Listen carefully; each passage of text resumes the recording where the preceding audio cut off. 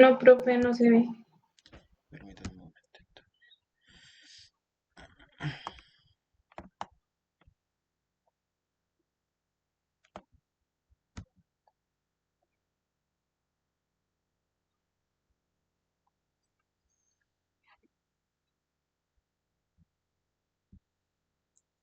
Chicos, mientras tanto me recuerdan en qué íbamos.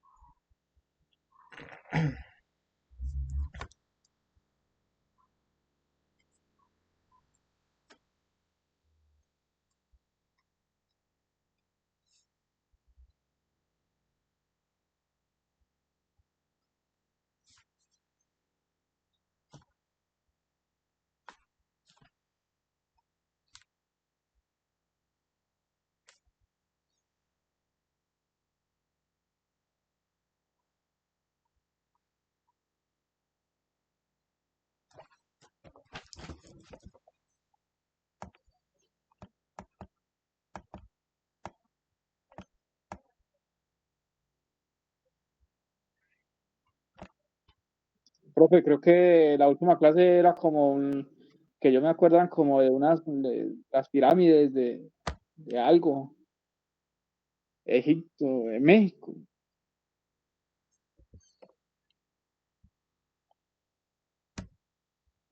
Bueno, esto es español, perdón, esto es sociales media, ¿cierto? Sí, señor. Creo que íbamos en sectores económicos, feudalismo y eso. Ok, listo. De pronto el compañero, cuando ve lo de las pirámides, se refiere a la pirámide que mostramos que era la pirámide de los estamentos que vendrían a ser lo que ahorita llamamos clases sociales. Por favor, ¿me recuerdan quiénes hacen parte de los estamentos o cuáles son los estamentos de la época feudal?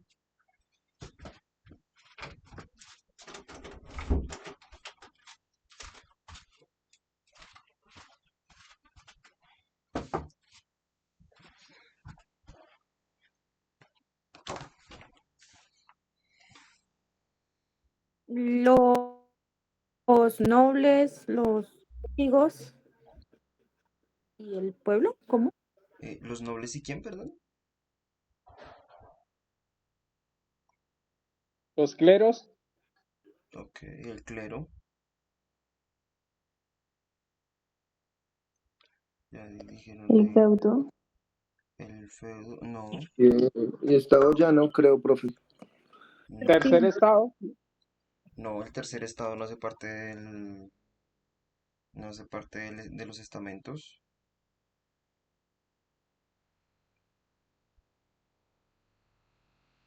A ver, les recuerdo. Los que estaban en la parte más baja de esta pirámide social, ¿quiénes eran? Les recuerdo que se caracterizaban porque no podían Los poseer que- tierras. Dime. El Estado Llano, creo, profe. No, el estado ya no. Es que parece que Fernanda lo dijo, pero no le entendí bien lo que dijo. los campesinos. No, no, los campesinos ¿Sí? podían poseer tierra.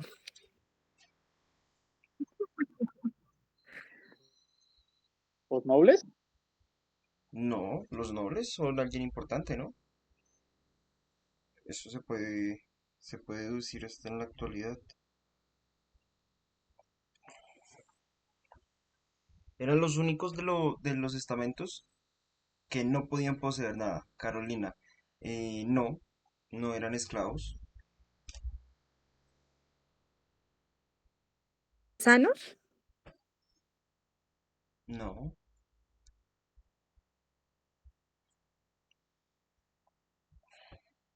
sí, señora Sara, los siervos. Los siervos eran los que estaban en la parte más baja de la pirámide por el hecho de que no podían poseer tierra. Ellos no eran esclavos porque eran libres y no estaban obligados a realizar un trabajo determinado, pero tampoco poseían tierra, es decir, no poseían lo esencial para el sistema económico en ese momento. Es como si en este momento no se poseyera capital o la capacidad de trabajar. Sin embargo, pues ellos sí tenían esta capacidad, entonces lo que hacían era, digámoslo así, vender su fuerza, pero como ya les había dicho, en ese momento no había O sea, la moneda como la conocemos hoy y en ese momento que seguramente la han visto que era de oro, cobre y plata, no estaba mucho en circulación, es decir, no era común verlo, de hecho era poco común que se pagara con eso.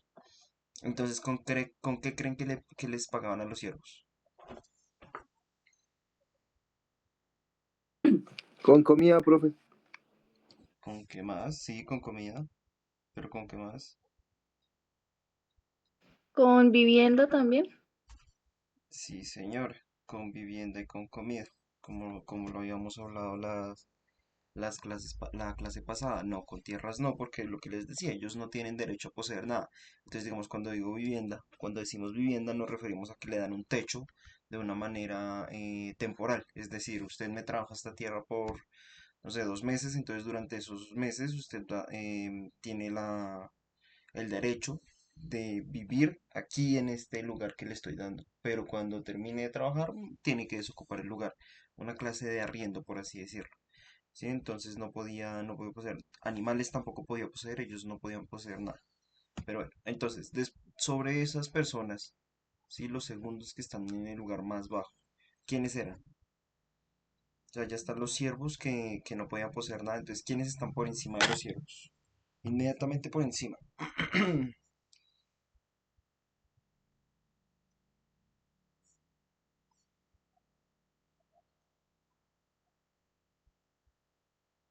Los campesinos. Sí, señora, y que como dice Fernanda, y como dice Sara, son los campesinos. ¿Y qué características tenían los campesinos?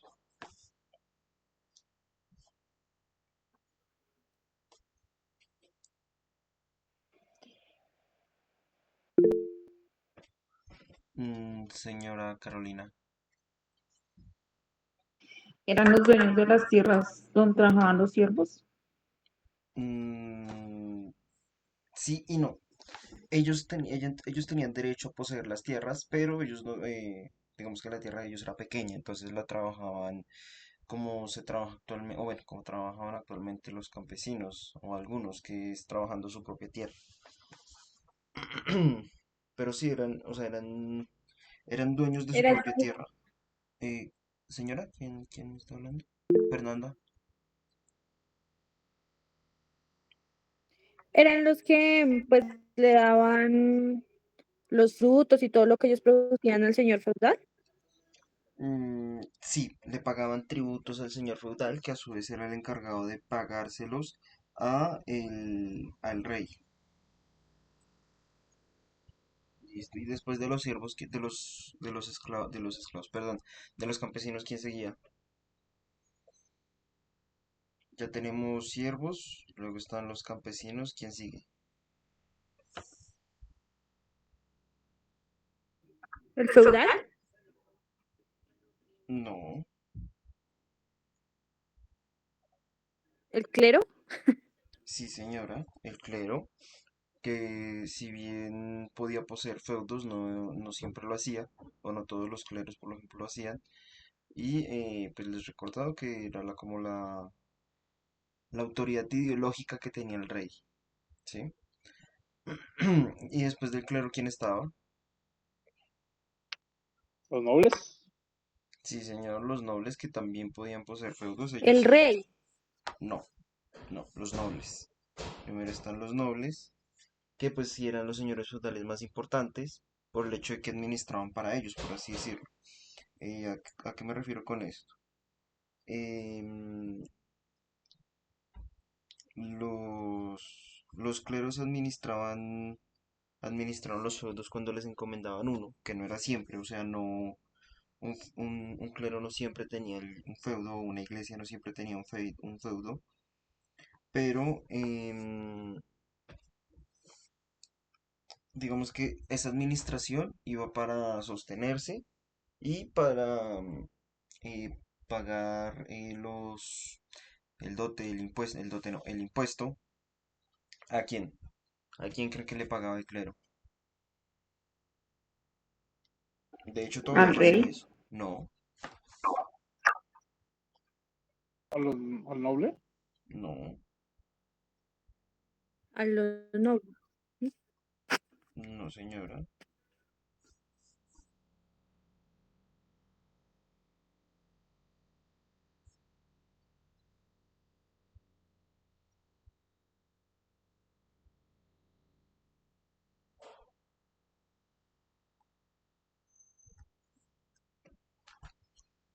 No, ni al feudo, ni al... No, no hace parte de la pirámide.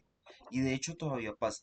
Es decir, las iglesias todavía le pagan, digamos, cierto impuesto, cierta cantidad a la misma entidad o la misma organización o el mismo organismo. Sí, es un diezmo, ¿Catolicismo? ¿Catolicismo?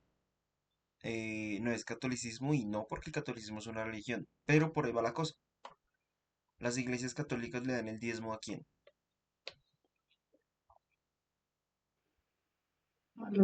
A los cardenales, ¿A los feudales? al alto clero. Por ahí va la cosa, pero ¿quién sería el alto clero en este momento? Los cardenales también por ahí va la cosa, pero como les dije, es una organización, una entidad. A la alta nobleza, a los príncipes, Chicos, pónganme cuidado, escuchen.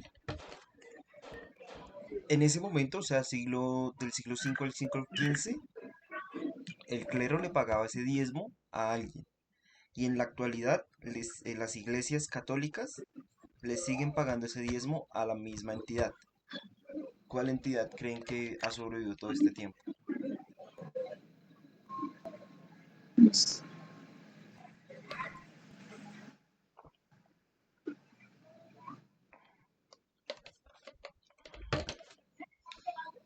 Sí, pero el Papa no es una entidad. ¿El ¿Al Vaticano? pueblo judío? No, señora, como dijo creo que Jorge, al Vaticano. En la actualidad las iglesias católicas le envían dinero, le envían diezmo de lo que les dan a ellos a el Vaticano y pues en ese momento ya se hacía, ¿listo? Bueno, ¿y quiénes hacían parte del tercer estado? Que no hacían parte de la cadena productiva o bueno, el sistema económico feudal.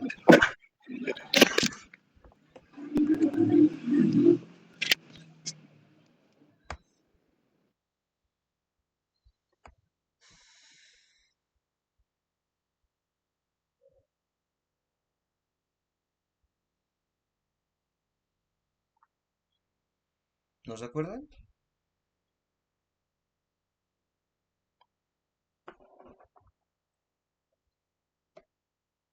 Bueno, entonces les voy a cambiar la pregunta.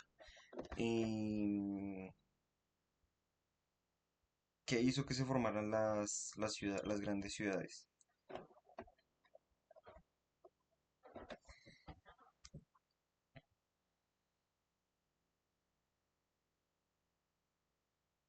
Eso lo trabajamos la clase pasada.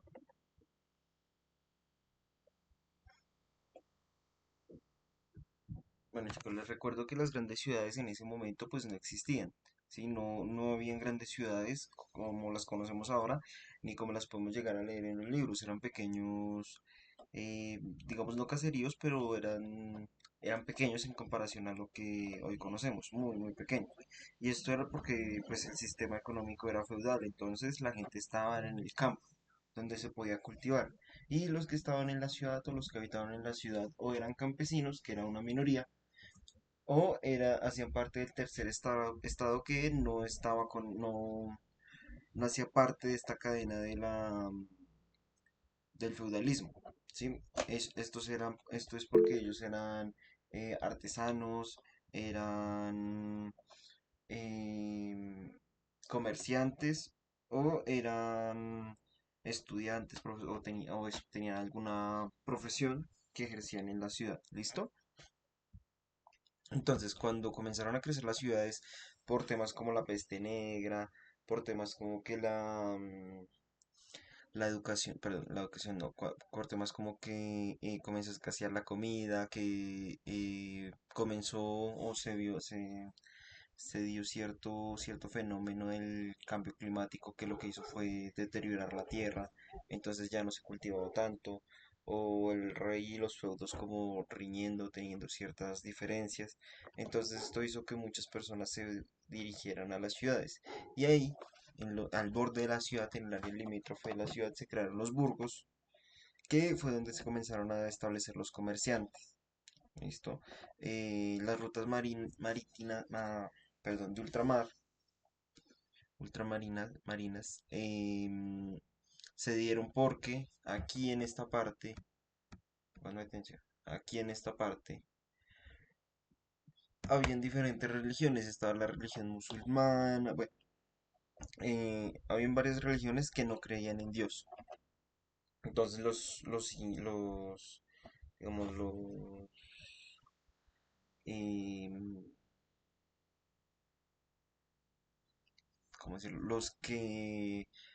Los rezagos del feudalismo, es decir, soldados y todo esto del feudalismo, que ya no eran tan útiles o habían quedado desempleados o ya no tenían nada más que hacer y se están muriendo de hambre porque no todos pueden ser comerciantes. Entonces, fueron a la guerra, a esas guerras que se llamaron las cruzadas, en los que la idea era pues sacar de ese territorio a los, bueno, a los que no eran católicos ni cristianos, o a los que no creían en Cristo.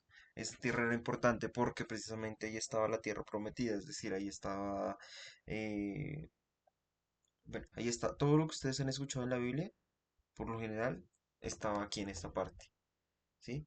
Entonces, para ellos era inaceptable que eso estuviera en manos de personas que no creían en Dios o en ese mismo Dios.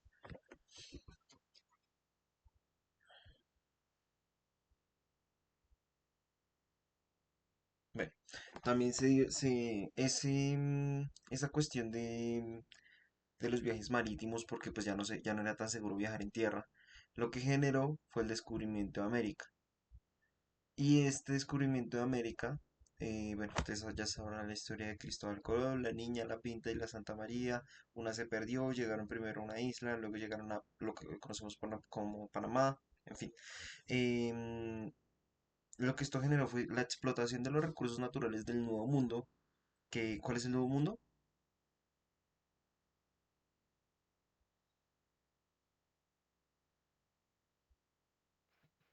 América.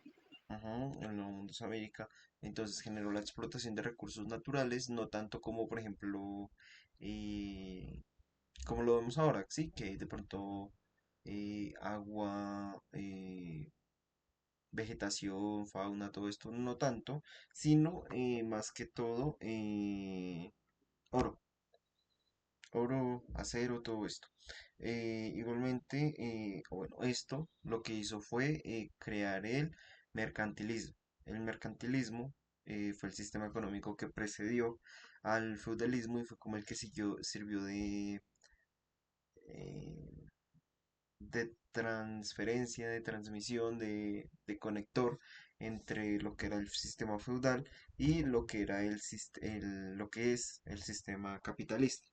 Entonces, en el mercantilismo se tenía la concepción de entre más recursos se tenía o más recursos acumulados se tenían, se era más poderoso. Entonces, por eso lo que era Portugal, España e Inglaterra comenzaron a sacar todos los recursos que pudieran de América, pues porque en teoría esos eran los más poderosos.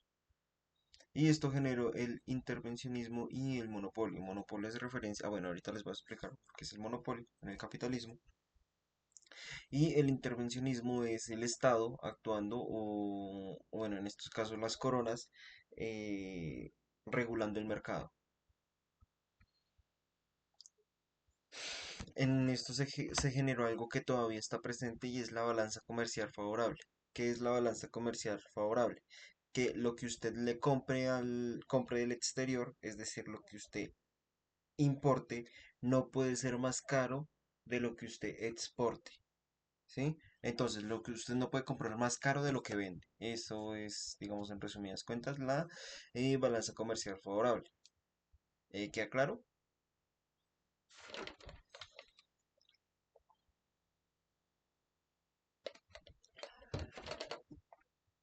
¿Entienden qué es la balanza comercial favorable?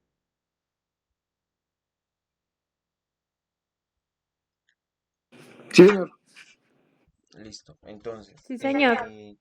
digamos que algunos otros países, sobre todo Francia, decían que no, que entonces la balanza comercial favorable era em, exportar, no, perdón, no era exportar, sino era el autosustentamiento. ¿Qué quiere decir esto? Que yo, o bueno, digamos, poniendo un ejemplo, Colombia produce lo que necesita y ya, si no, no le vende a otros países, pero tampoco le compra a otros países.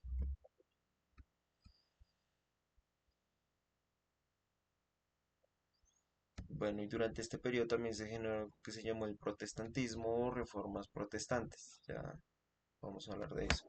Y es que en ese momento las iglesias católicas era, o bueno, para ciertas personas la iglesia católica estaba sumida en la corrupción del rey o del papa. Además, se daba la venta de indulgencias, venta de indulgencias, uso de indulto, quiere decir que usted cometió cierto pecado. Pero pues obviamente en ese momento usted le tiene miedo a Dios, entonces lo que hace es pagarle a la iglesia para que le perdonen ese pecado.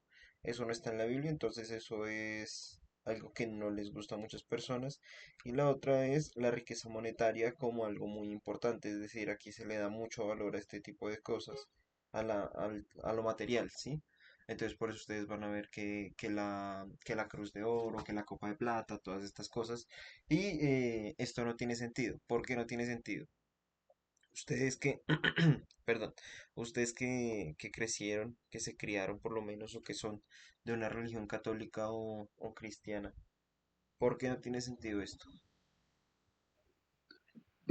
Porque Jesús siempre fue humilde, ¿no? O sea, él no tenía riquezas materiales, para él era, lo más importante era que la gente escuchara la palabra de Dios. Exactamente, y esto era lo que alegaba la reforma protestante o los protestantes. Decían, y de hecho lo hicieron. em, el secreto o el secreto no, el fundamento de la religión católica es la humildad. ¿Sí? O sea, ¿por qué vamos a tener ese tipo de cosas en la iglesia? Bueno, entonces esto generó ciertos conflictos bueno, aquí está la crítica, el Papa no debería fungir como máxima autoridad, lo que el Papa decía, se hacía. Entonces, si el Papa decía que se hiciera algo, o sea, el Papa en Italia decía que se hiciera algo no sé, ¿dónde les digo? En Andalucía, que es casi al lado de África, se tenía que hacer. Y entonces era una figura muy autoritaria y no era, digamos, no tenía en cuenta los factores que podían cambiar de iglesia a iglesia. La otra es, los bienes materiales no deberían ser prioridades para el clero, como ya les había dicho. Chicos, por favor, los que no hayan puesto su nombre ahí en el chat, por favor, háganlo para registrar la asistencia. Y pues no debería desobedecer la Biblia. Por ejemplo, lo del indulto no estaba en la Biblia. Lo del... Ustedes han visto que en los velorios le ponen un vaso de agua debajo del ataúd al fallecido.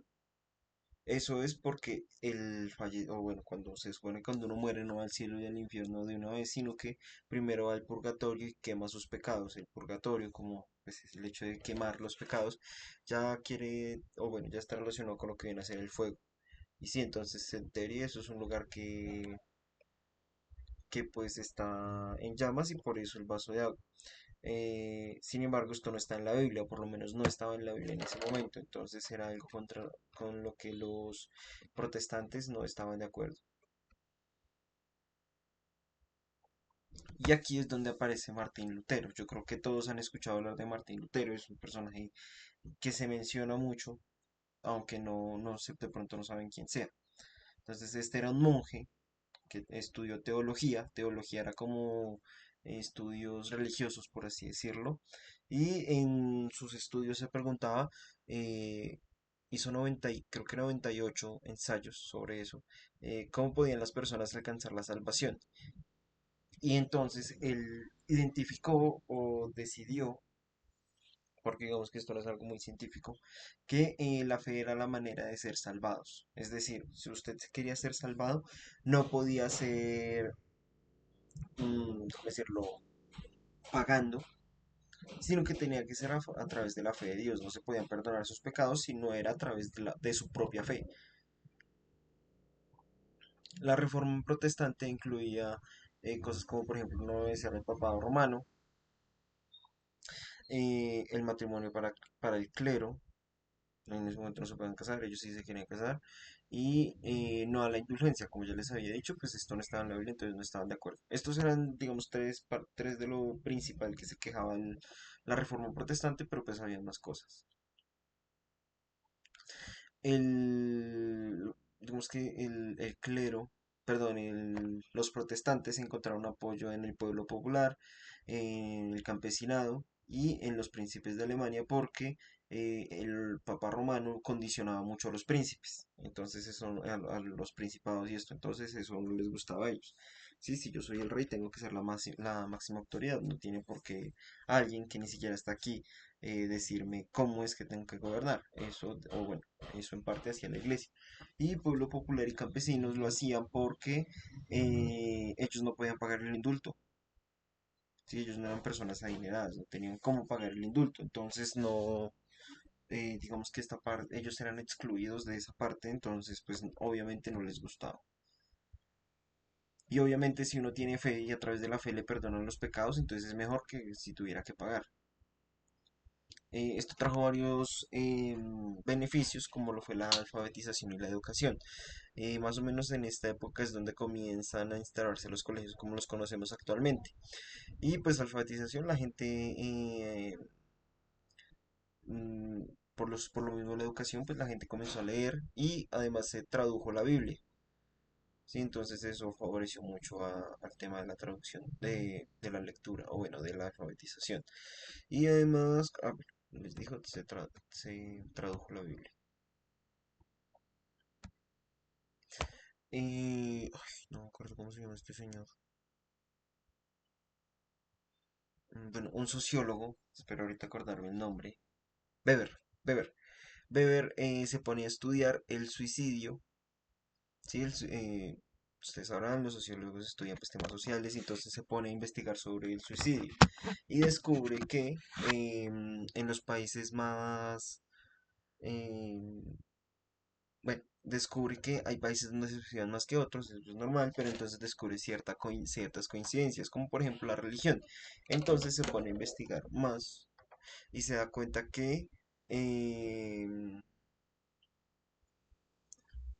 los países protestantes tienen mayores recursos o están más dispuestos al capital que los países católicos. ¿Por qué? Porque existe algo que se llama prede- perdón, predestinación calvinista y esto beneficia al trabajo. ¿Por qué? Porque la predestinación...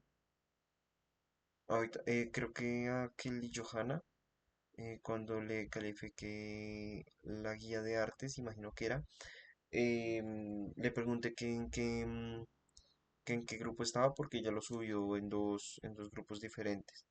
Entonces ella me escribió ayer que media, pero no alcancé a contestarle. Entonces, por favor, sube todos los trabajos únicamente en media.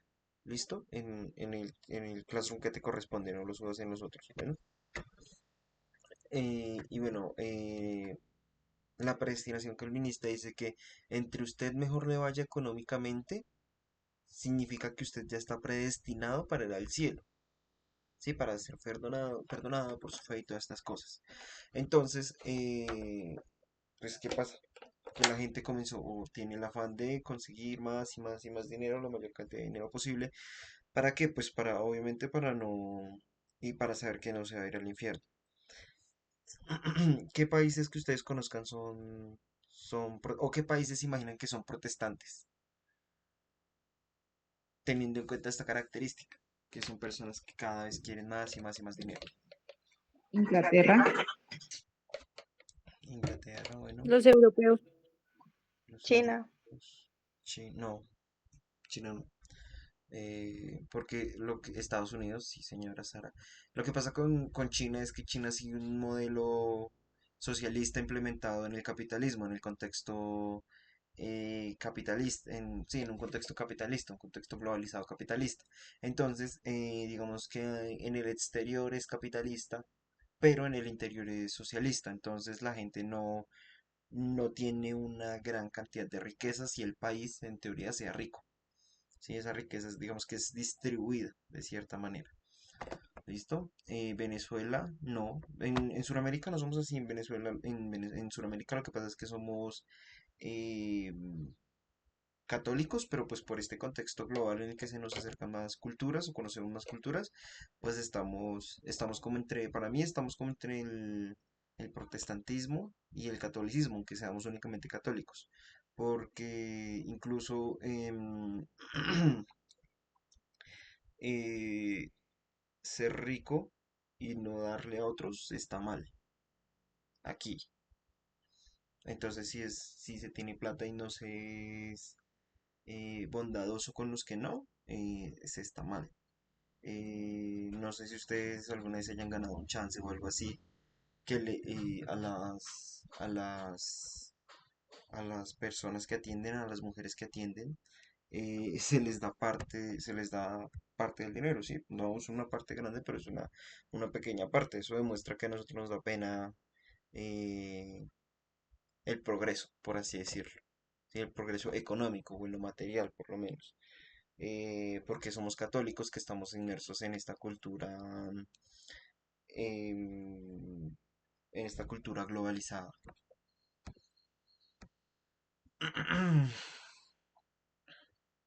Miren, chicos, el protestantismo tiene varias vertientes, por así decirlo, pero la principal es la que está en azul. Si ven que hay países que están como en azul, esos son los países protestantes. Y si ustedes se dan cuenta, a excepción de los que están en África, de hecho el país más rico de África también es protestante, son los países más ricos del mundo, ¿sí? Eh, Están los anglicanos también, que no son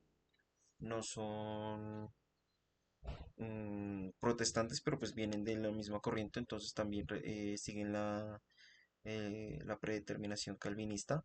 Entonces, por ejemplo, está Estados Unidos, está Canadá, está los países nórdicos, que son los que están al norte de Europa, está Inglaterra, sí, los países más ricos, está Alemania. Entonces, los países más ricos siguen esta religión.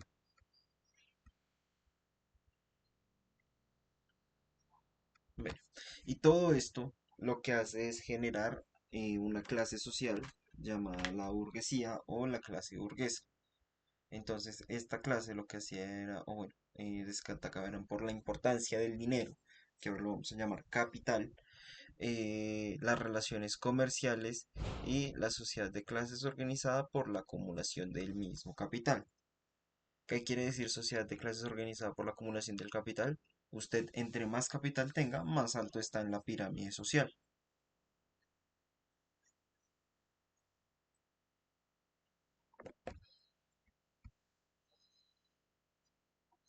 En ese contexto capitalista, pues se da, o en este contexto capitalista se dan cosas como, por ejemplo, la empresa privada, los obreros que venden su fuerza de trabajo porque es lo único que poseen, hagan de cuenta a los siervos. Y el mercado autónomo, es decir, el mercado se regula solo, ahorita vamos a ver eso, y la intervención limitada del Estado. ¿Sí? Eh, no sé si alguno no entiende alguna de estas cuatro características.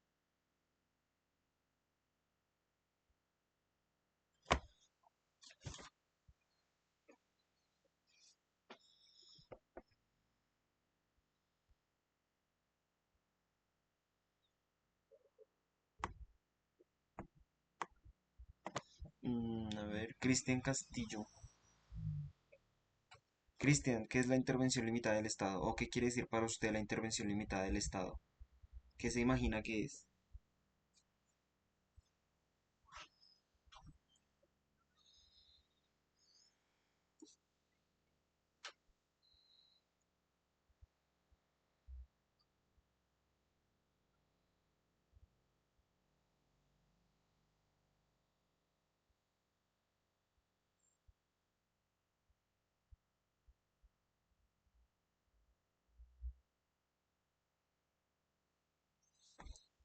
Cristian está, parece que no.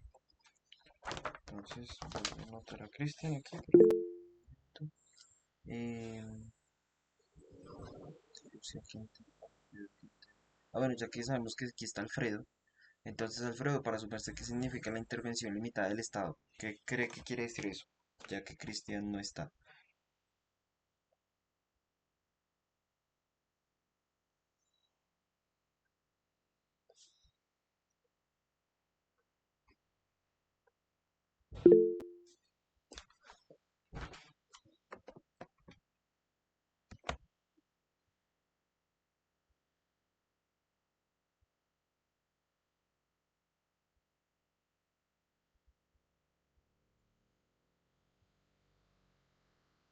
Bueno, parece que Alfredo tampoco está, entonces lo voy a anotar aquí también.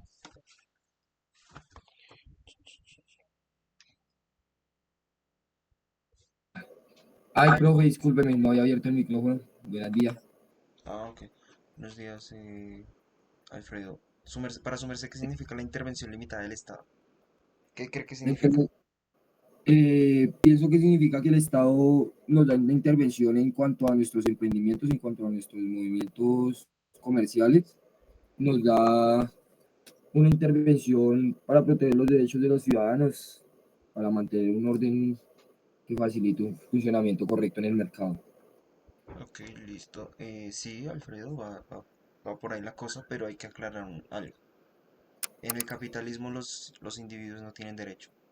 No se crean eso. Ok, El derecho, o sea, sí existen los derechos, pero son derechos enfocados a los burgueses, a la gente que tiene el capital económico, no a los civiles. Eso es en la democracia. En el capitalismo no. ok.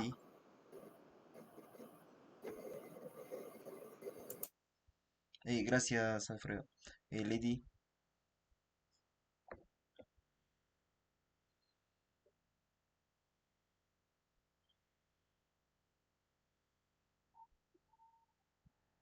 me parece que a Lady se le levantó la mano.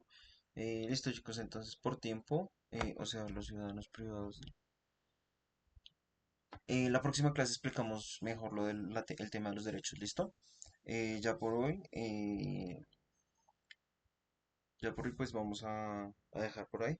Nos vemos ahorita en español, ¿listo? Chao, que estén bien. Muchas gracias.